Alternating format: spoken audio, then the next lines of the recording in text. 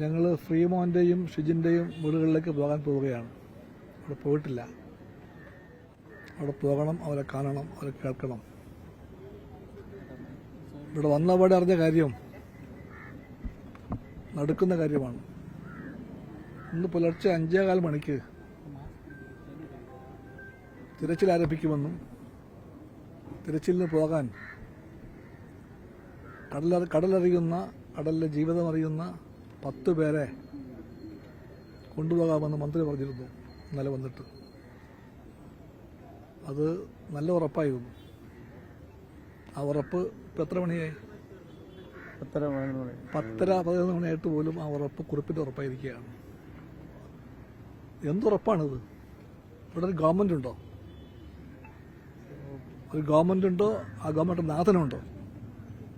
എല്ലാ വകുപ്പും പരാജയപ്പെട്ടിരിക്കുന്നു. ഫിഷറീസ് വകുപ്പ്, റവന്യൂ വകുപ്പ്, പൊതുഭരണ വകുപ്പ് എന്ന് വേണ്ട എല്ലാ വകുപ്പുകളും ഒരുപോലെ പരാജയപ്പെട്ടിരിക്കുന്നു. മുഖ്യമന്ത്രി ഹെലികോപ്റ്റർ പിടിച്ച് പറന്ന ആളാണ് കൊച്ചിയിലേക്ക് ആരെയോ കാണാൻ വേണ്ടി. അത് ഭാര്യാപിതാവാകാം, ഇൻവെസ്റ്ററാകാം, എല്ലാം ആയിരിക്കാം. പക്ഷെ ഇവിടെ വരാൻ നേരെയില്ല. ഇവിടെ ഫോൺ ചെയ്യും. പക്ഷെ പറയുന്ന കാര്യം പാലിക്കണ്ടേ? കേരളമാകെ ഉണ്ടാക്കുന്ന കാഴ്ച നമ്മളെല്ലാം കാണുകയാണ്. ഒരു ഒറ്റ ക്യാമ്പിലും ആരുമില്ല നോക്കാൻ. എല്ലാം നഷ്ടപ്പെട്ട് വീട് പോയവർ, ഗതികെട്ട മനുഷ്യർ എല്ലാം കാത്തിരിക്കുമ്പോൾ ഭക്ഷണമില്ല, വെള്ളമില്ല, വെളിച്ചമില്ല, ചികിത്സയില്ല, മരുന്നില്ല, ഡോക്ടറില്ല, യാതൊന്നുമില്ല. എന്ത് ഗവൺമെന്റാണത്? കക്ഷി രാഷ്ട്രീയമൊക്കെ മാറ്റിവെക്കാം. ജനങ്ങളാകെ ചോദിക്കുന്നുണ്ട്, ഇവിടെ ഭരണമുണ്ടോ? ഉണ്ടെങ്കിൽ ആ ഭരണത്തിന് നാഥനുണ്ടോ? ഭരണത്തിന് അനാഥാവസ്ഥയാണ് ഇവിടെ ഉള്ളത്.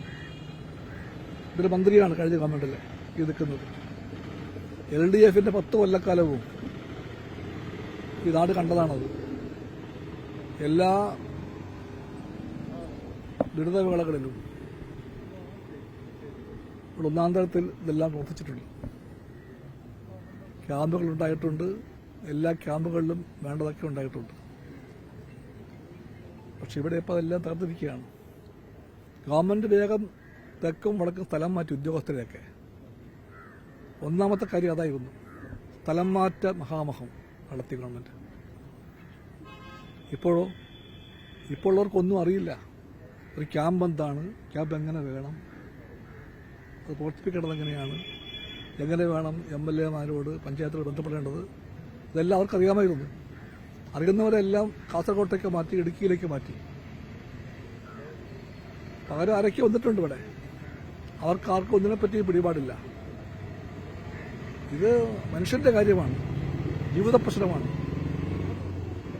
പ്രകൃതിക്ഷോഭത്തിൽപ്പെട്ട് നാടാകെ ഇതുപോലെ സ്തംഭിച്ചു നിൽക്കുമ്പോൾ ഇത്രയും നാണം കെട്ടൊരു ഗവൺമെന്റിനെ ആദ്യമായി കേരളം കാണുകയാണ്. ഈ ഗവൺമെന്റിനെ പറ്റി തുടക്കത്തിൽ ഒന്നും പറയണ്ട എന്ന് എത്ര വട്ടം കരുതിയാലും പറഞ്ഞേ തീരൂ. അത്രയേറെ പരാജയപ്പെട്ട ഗവൺമെന്റാണിത്. ഇതിന്റെ മുഖമുദ്ര നിരുത്തരവാദിത്വമാണ്, ദ്രോഹമാണ് ചെയ്യുന്നത്. മനുഷ്യത്വമില്ലാത്ത, പാവങ്ങളെ അറിയാത്ത, ദുരിതങ്ങളെ അറിയാത്ത ഒരു ഗവൺമെന്റ് വലിയവർക്ക് വേണ്ടിയും പണക്കാർക്ക് വേണ്ടിയും ഹെലികോപ്റ്ററിൽ പറക്കുന്ന ഗവൺമെന്റ്. ആ ഗവൺമെന്റിനെ ജനങ്ങൾ കാണുകയാണ് ഇവിടെ ഇപ്പോൾ. എന്തായാലും ശരി, ഇതിന്റെ മാറ്റം ഉണ്ടാകണം. അടിയന്തരമായിട്ടും പറഞ്ഞ വാക്ക് പാലിക്കണം. തിരച്ചിലിന് വേണ്ടിയുള്ള സംഘത്തെ ഇവിടെ കൊണ്ടുവരണം. ഈ നാട്ടിലെ 10 പേരെ കൂട്ടാമെന്ന് പറഞ്ഞു. അവരെ കൂട്ടണം. അവരെപ്പോഴും കാത്തു നിൽക്കുകയാണ് ഇവിടെ. അവരെ കൂട്ടണം. നേവിയെ വിളിച്ചിട്ട് നേവി വരില്ലെന്നാണ് പറഞ്ഞത്. അത് ശരിയാണെങ്കിൽ നേവിയെ വിളിച്ചിട്ട് നേവി വരില്ല എന്ന് പറഞ്ഞെങ്കിൽ അത് ഗൗരവമുള്ള കാര്യമാണ്. ഇത്തരം ഘട്ടങ്ങളിൽ നേവി വരണമല്ലോ ഇവിടെ. കോസ്റ്റ് ഗാർഡുണ്ട്, നേവിയുണ്ട്, അതെല്ലാം വരണ്ടേ ഇവിടെ. വന്ന കാലം ഉണ്ടല്ലോ ഇവിടെ. വരുത്താൻ കെൽപ്പുള്ള സർക്കാർ ഉണ്ടായിരുന്നല്ലോ ഇവിടെ. LDF പോയി, പുതിയ ഭരണം വന്നു. വളരെ കഷ്ടമാണത്. ദുരിതം നടന്ന 3 സ്ഥലത്താണ് അപകടം. അത് നീണ്ടകരയിലുണ്ടായി, വിഴിഞ്ഞത്തുണ്ടായി, മുതലപ്പുഴയിലുണ്ടായി. 3 സ്ഥലത്തും ഫിഷറീസ് വകുപ്പ് മന്ത്രി നേരിട്ട് വന്നിട്ടില്ല. മാത്രമല്ല ഇവിടെയാണെങ്കിൽ ചിറയൻകീഴ് MLA അവർ പിറ്റേ ദിവസം 1-ാം തീയതി എത്തി. അത് കഴിഞ്ഞിട്ട് മൃതദേഹം കിട്ടിയ ദിവസം കിട്ടി. അത് കഴിഞ്ഞിട്ട് വീണ്ടും 7 ദിവസമായി. ഈ പറഞ്ഞ അവരെ ആശ്വസിപ്പിക്കാൻ ഇവർ ജനപ്രതിനിധികൾ ഒരു ആത്മവിശ്വാസ പ്രകാരം നേരിട്ടെത്തേണ്ടതല്ലേ? ഇതെല്ലാം കേരളം കണ്ടതല്ലേ. മുമ്പ് ഇതെല്ലാം ഉണ്ടായപ്പോഴത്തേക്ക് ഇതെല്ലാം ഉണ്ടായിട്ടുണ്ട്. ഇവിടെ ഉണ്ടാകുമ്പോഴെല്ലാം അവരുടെ കൂടെ MLA ഉണ്ട്, മന്ത്രിയുണ്ട്, പഞ്ചായത്ത് പ്രസിഡന്റ് ഉണ്ട്, എല്ലാവരും ഉണ്ട്. ഇപ്പൊ അവർക്ക് എവിടെയോ ഉണ്ട്, ഇവിടെ ഇല്ല അവരാരും. ഇവിടെ ഇല്ല അവരാരെയും, ആരെയും കാണുന്നില്ല. ഈ പോക്ക് ഇത് പറ്റില്ല. ഇത് വല്ലാത്ത അനീതിയാണിത്. ഇത് പറയാൻ വാക്കുകളില്ല.